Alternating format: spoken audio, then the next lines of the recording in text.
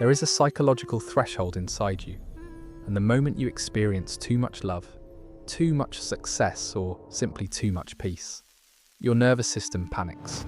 You don't self-sabotage because you're a bad person. You do it because, biologically, chaos feels like home. Here is how to rewire it. Picture this. You finally get exactly what you've been working for. You manage to save up a solid financial cushion.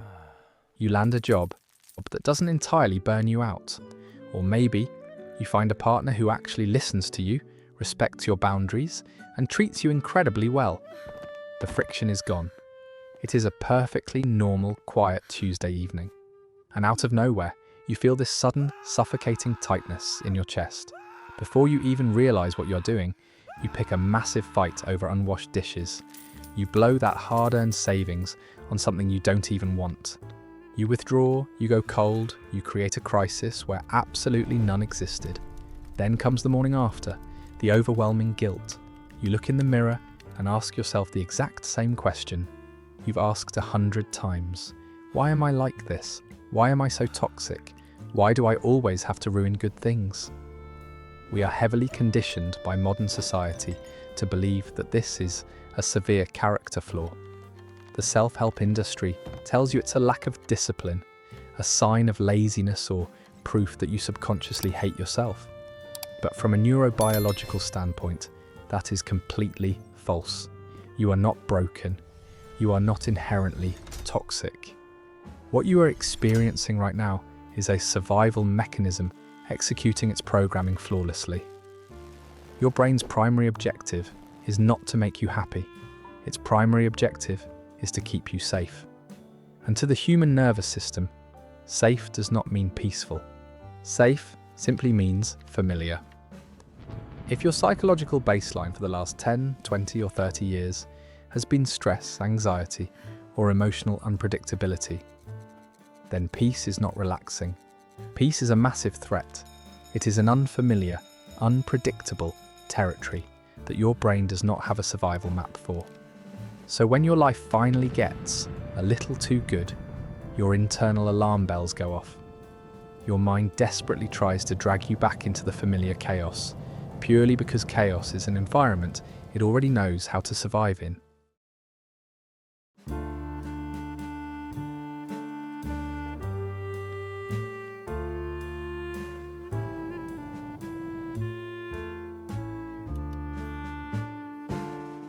If you search for ways to stop ruining your own life, the internet will give you the exact same tired advice.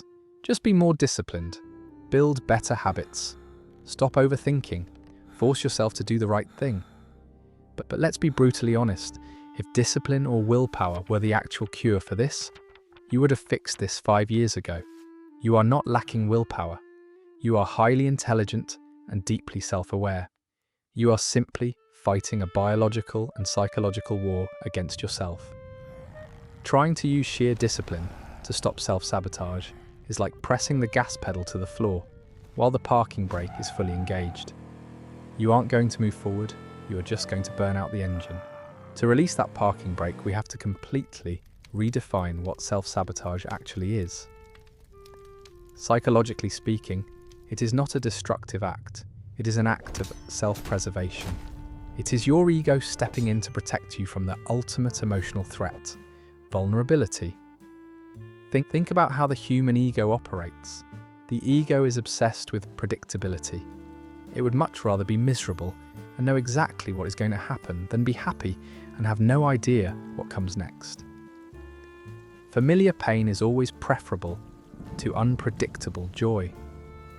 Let's say you find yourself in a healthy relationship for the first time. Your partner doesn't yell, they don't play mind games, they are consistent. To a secure person, this is paradise. But to an ego that grew up in emotional turbulence or neglect, this is terrifying. Because if things are truly this good, it means you finally have something to lose. It means you're fully exposed. The subconscious fear of that potential loss, the exhausting anxiety of waiting for the other shoe to drop, becomes unbearable. Your ego cannot stand the suspense of the unknown. So what does it do? It takes the wheel. It whispers into your subconscious, if this is going to end, it is going to end on my terms. You start pulling away. You find completely irrational flaws in the other person. You create intense conflict over nothing. By ruining the good thing yourself, you instantly regain absolute control of the narrative. You don't have to be afraid of being unexpectedly abandoned because you push them away first. This mechanism applies perfectly to your career and personal goals too. Have you ever noticed that the closer you get to finishing a major project, something that could actually elevate your life, the harder it becomes to do the work? Suddenly, you are chronically procrastinating. You are paralyzed. The self-help gurus will call this laziness, but deep psychological analysis reveals something entirely different. If you give 100% of your effort and you still fail, it implies that you are fundamentally not good enough. That is a devastating blow to the ego. But if you wait until the last minute, if you self-sabotage and then fail, you have a built-in excuse. I just didn't have enough time. I wasn't really trying. Your ego survives. You successfully protected your fragile self-worth by sacrificing your own success. Self-sabotage is not you being lazy or toxic or broken. It is a misguided, desperate attempt to take back control in a situation where joy or success has made you feel deeply vulnerable. You are essentially saying to your own subconscious, I will reject myself before the world gets a chance to do it. And until you recognize that this behavior is entirely about control and emotional safety, no amount of morning routines, cold plunges, or productivity hacks will ever save you. You simply cannot out-discipline a nervous system that believes it is fighting for its life. Think about a time you started dating someone who was truly emotionally healthy. They replied to your texts consistently. They communicated clearly. They didn't play hot and cold mind games. According to everything you have ever told your friends, this is exactly what you wanted. But what actually happened inside your body? If you're prone to self-sabotage, you didn't feel joy. You felt a strange, lingering sense of emptiness. You might have even convinced yourself that you lacked chemistry with them, describing the relationship as boring. Or on the opposite end of the spectrum, you were suddenly overwhelmed with a suffocating sense of impending doom. You started obsessively analysing their every word, thinking, it's only a matter of time before they betray me. To understand why a perfectly healthy, loving text message can trigger a panic attack, we have to look past your conscious thoughts and look directly at your biology. Specifically, we need to talk about your autonomic nervous system. If you grew up in an unpredictable environment, whether that was a chaotic household, a highly critical parent, or a prolonged toxic relationship in your past, your nervous system had to adapt to survive. It learned that in order to keep you safe, it had to constantly scan the room for threats. It had to read micro-expressions. It had to anticipate the next disaster before it happened. In that state of chronic hypervigilance, your brain is constantly pumping out stress hormones, primarily cortisol and adrenaline. Your body is essentially running an engine at the red line, all day, every day. But here is the biological trap. Over time, your body builds a tolerance to these stress hormones. It establishes a new chemical baseline. Your brain literally rewires itself to believe that a high-stress, high-drama environment is the standard operating procedure. It equates chaos with familiarity, and to the primitive brain, familiarity is the exact same thing as safety. Now fast forward to your current life. You finally achieve a state of peace. You have a little money in the bank. You have a quiet, uneventful weekend. You have a partner who simply loves you without conditions. What happens biologically? The chaos is gone, which means your cortisol levels begin to drop. You would logically think this would feel like a massive relief, but your dysregulated nervous system is not adapted for relaxation. It is adapted for war. When the environment gets quiet, your brain looks around and says, wait, the stress hormones are missing. The environment is too still. This isn't right. We must be missing a hidden threat. To a traumatized nervous system, peace does not feel peaceful. Peace feels like the eerie, terrifying silence just before a bomb goes off. The quiet doesn't mean you're safe. The quiet means you're completely blind and vulnerable to an incoming ambush. You actually begin to experience biological withdrawal symptoms from the lack of chaos. You feel restless, irritable, and completely unable to sit still. Your mind races with intrusive thoughts. Because your brain cannot tolerate this terrifying suspense, it decides to take action. It forcefully manufactures a crisis to spike your cortisol levels back up to that comfortable, chaotic baseline. You pick a fight over nothing. You spend money you shouldn't. You ghost a friend. You are not doing this because you're a bad person. You are doing this because you are literally self-medicating with chaos. You are administering a hit of stress to your own bloodstream, just so your nervous system can feel like it is back home in the familiar storm. You have survived the trauma of your past only to find yourself deeply traumatized by the peace of your present. You probably think you're afraid of hitting rock bottom. You think you're terrified of failure, of rejection, of being abandoned. But if you look closely at your patterns, that is not the truth. The truth is much stranger and much harder to admit. You are not afraid of the bottom. You're experiencing emotional altitude sickness. You're utterly terrified of how good your life can actually get. In behavioral psychology, this phenomenon is perfectly captured by a concept known as the upper limit problem, popularized by psychologist Dr. Gay Hendricks. To understand why you destroy your own happiness, you have to think of your subconscious mind as a deeply sensitive, highly programmed thermostat. Since childhood, based on your trauma, your environment, and how you were treated, your internal thermostat has been programmed to a very specific temperature. It has a strict limit on the amount of happiness, success, and love it believes you're allowed to experience. Let's say your internal setting is 70 degrees. You're comfortable at 70 degrees. It's not a perfect life. It might even be a little painful sometimes, but it is familiar. You know how to survive it. Now imagine you finally get that massive promotion. You start making real money, or you finally start healing your past, and you find a partner who offers you absolute, unwavering security. Suddenly, the temperature in the room shoots up to 90 degrees. You're experiencing a level of joy and stability that you have never felt before in your entire life. Consciously, you are thrilled, but subconsciously, a blaring alarm goes off. Your ego panics. Your mind screams, "This is too hot. We do not belong here. We are not worthy of this much warmth. This is a trick and it is going to be taken away from us." So what does your brain do to protect you? It immediately kicks on the air conditioning. It does whatever it takes to freeze the room back down to 70 degrees. It forces a drop in temperature so you can feel normal again. And it usually deploys one of 4 highly specific micro-behaviors to achieve this. First is irrational worry. You are having a perfect, peaceful day, and suddenly out of nowhere, you start obsessing over a completely hypothetical disaster. What if I lose my job next week? What if my partner suddenly stops loving me? You literally manufacture stress out of thin air to bring your baseline anxiety back up.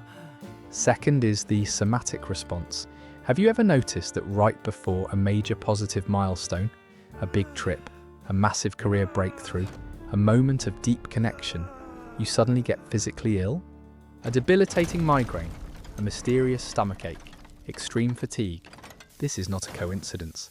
It is your nervous system physically slamming the brakes, manifesting illness to give you a biological excuse to step back from the success you are afraid of.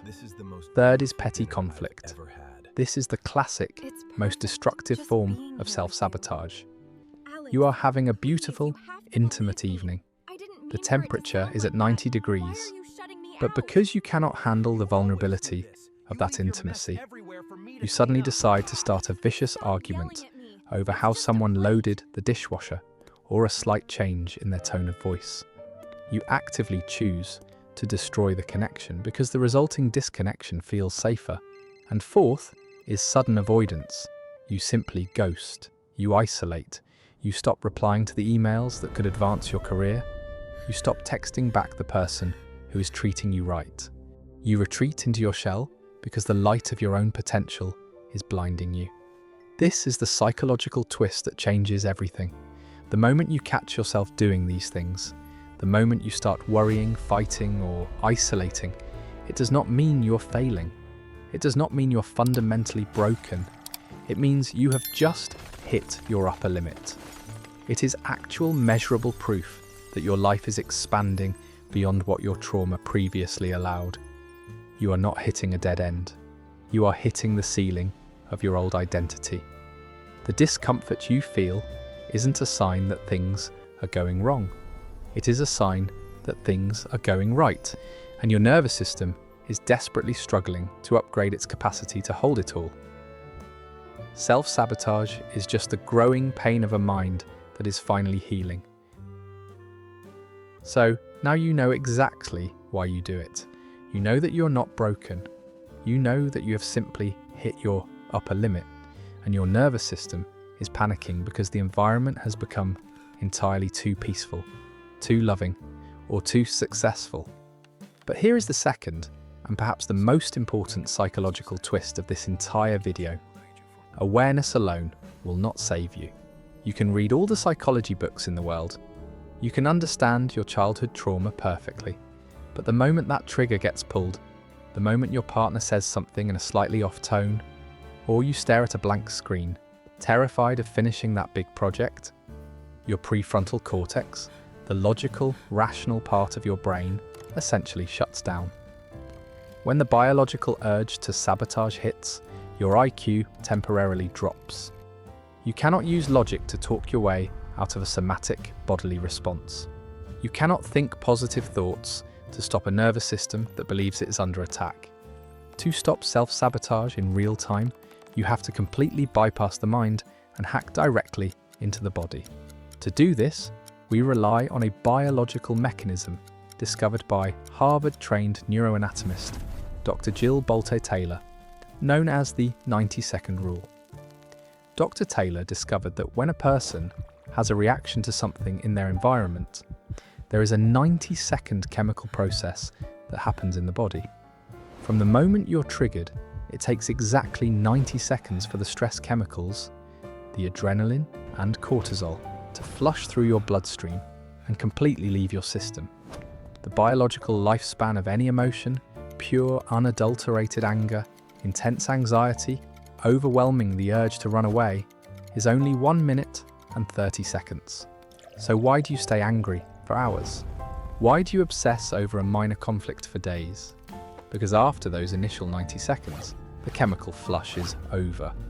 If you're still feeling it, it is because you're actively choosing to reignite the chemical fire. You are looping the thoughts in your head. You are replaying the argument. You are attaching a narrative to the physical sensation, which signals your brain to dump another round of stress hormones into your blood. To stop self-sabotage, you must master the 90-second Neuro-Interrupt. This is a practice of somatic expansion, and it happens in 3 distinct steps. Step 1, drop the storyline.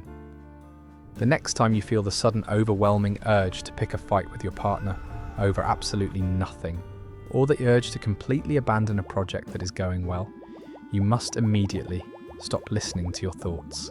Your thoughts are currently compromised. They are lying to you to protect your ego. Do not analyze why you are upset. Do not try to solve the problem. Just freeze. Step 2. Locate the somatic sensation. Shift 100% of your focus away from your racing mind and direct it downward into your physical body. Where does the panic actually live? Is it a tightness in your chest? Is your throat closing up? Is there a heavy sinking feeling in your gut? What you are feeling right there in that specific part of your body is the physical manifestation of your upper limit. That is exactly what the fear of happiness feels like. Step 3. Somatic expansion. Your default trauma response is to contract. You tighten your muscles, You hold your breath and you shrink, either to fight or to run away. You must do the exact opposite. Instead of trying to push the uncomfortable feeling away, you are going to intentionally make room for it. Take a deep, slow breath directly into the tension in your chest or your stomach. Imagine your body physically expanding to hold this sensation. Tell your nervous system, out loud or in your head, I am safe. We are allowed to feel good. We are expanding to hold this joy. For 90 seconds, you do not argue. You do not send the angry text. You do not quit the job. You simply sit there and let the chemical wave of anxiety wash over you without acting on it. This is not just a coping mechanism. This is neuroplasticity in real time. Every single time you successfully sit through that 90-second wave without giving in to the urge to destroy the good thing in front of you, you are physically rewiring your brain. You're building a new neural pathway that proves to your nervous system that peace is not a threat. You are slowly, deliberately raising the temperature on your internal thermostat. You are teaching your body how to survive being happy. Here is the harshest truth about healing that the self-help industry rarely talks about. The hardest part of this journey is not stopping the self-sabotage. The hardest part is learning how to survive the sheer, utter boredom of a healthy, peaceful life. When you finally stop creating unnecessary drama, when you stop engaging with toxic dynamics, and when you allow yourself to just exist in a stable environment, your life is going to get incredibly quiet. And to a dysregulated nervous system that is used to fighting for its life every single day, that quiet is going to feel like a terrifying emptiness. You might even experience a profound sense of grief. That is completely normal. You are mourning the loss of your old identity.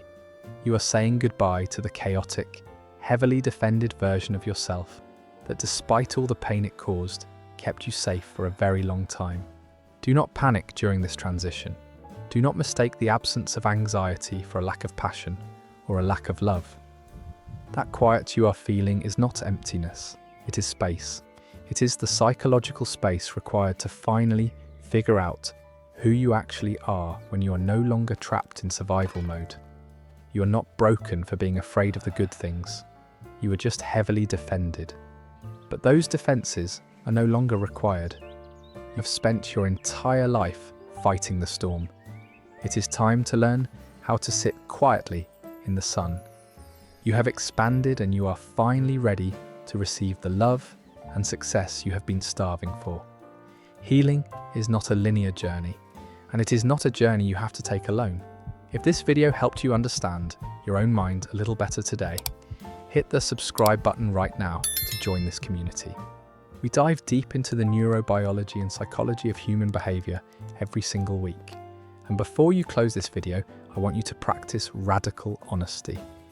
Go down to the comments and tell me, what was the last truly good thing in your life that your subconscious mind tried to push away? Writing it down and naming it is the very first step to taking your power back. Let's talk about it in the comments. Thank you for watching, and I will see you in the next one.